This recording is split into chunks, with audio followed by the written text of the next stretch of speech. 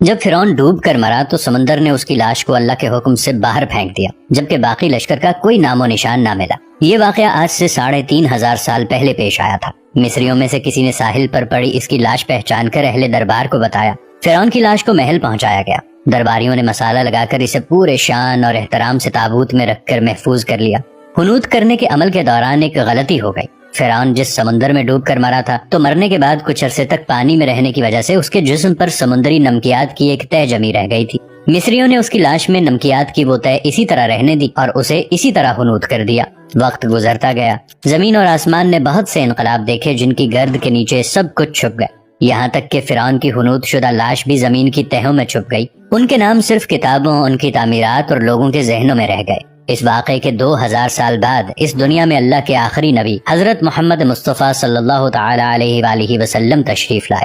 ان پر نازل ہونے والی آخری کتاب میں فرعونوں کے قصے بڑی تفصیل کے ساتھ بیان کیے گئے، اور اسی سلسلے میں اس فرعون کا جسم محفوظ کرنے کی بابت آیت نازل ہوئی۔ اس کی سچائی پر سب اہل ایمان کا پختہ یقین تھا، لیکن وہ سمجھنے سے قاصر تھے کہ اس خدائی کا دعویٰ کرنے والے کی لاش کہاں محفوظ کی گئی اور کیسے اسے عبرت کا نشان بنایا جائے گا۔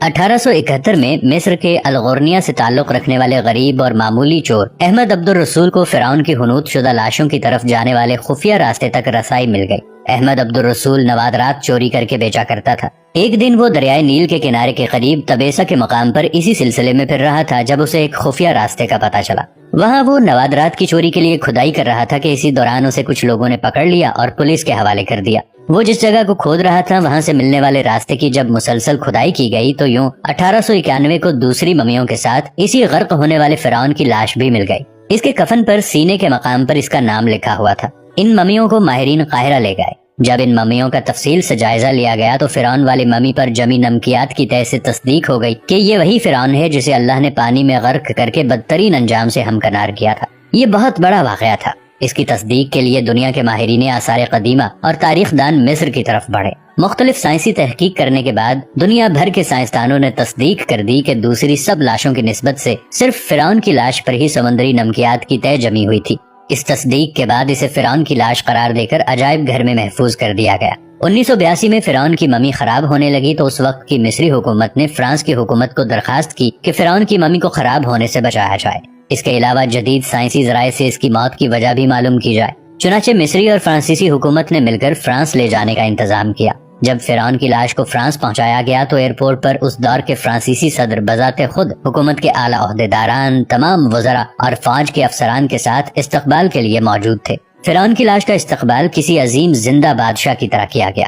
فوجی دستوں نے سلامی دی۔ فرعون کی ممی کو ماہر ڈاکٹروں کی ٹیم کے حوالے کیا گیا۔ اس ٹیم کی سربراہی ڈاکٹر مورس بوکابے کر رہے تھے۔ مائکروسکوپ ٹیسٹوں کے ذریعے ممی کے تمام اجزاء کا باریک بینی سے جائزہ لیا گیا تو معلوم ہوا کہ اس کی لاش پہ سمندری ذرائع ابھی تک موجود ہیں اور موت کی وجہ بھی پانی میں ڈوبنا بتایا جاتا ہے۔ ایک بادشاہ کی موت پانی میں ڈوبنے کی وجہ سے ہو، یہ ڈاکٹر مورس کے لیے حیرت کی بات تھی۔ اس نے اس ممی کے بارے میں مزید جاننے کی کوشش کی تو اسے معلوم ہوا کہ اس بادشاہ کی موت کے حالات مسلمانوں کے نبی حضرت محمد صلی اللہ علیہ وسلم پر اتری کتاب قرآن مجید میں تفصیل سے درج ہیں۔ اسے علم تھا کہ جہاں سے اسے یہ لاش ملی ہے وہ اسلامی ملک ہے، چنانچہ تجسس کے ہاتھوں مجبور ہو کر وہ مصر پہنچا۔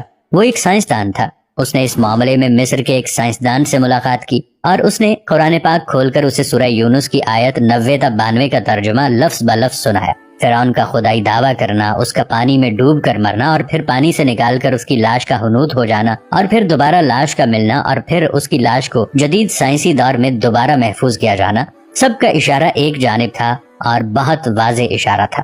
تجھے بعد میں آنے والوں کے لیے عبرت کا نشان بنا دوں گا۔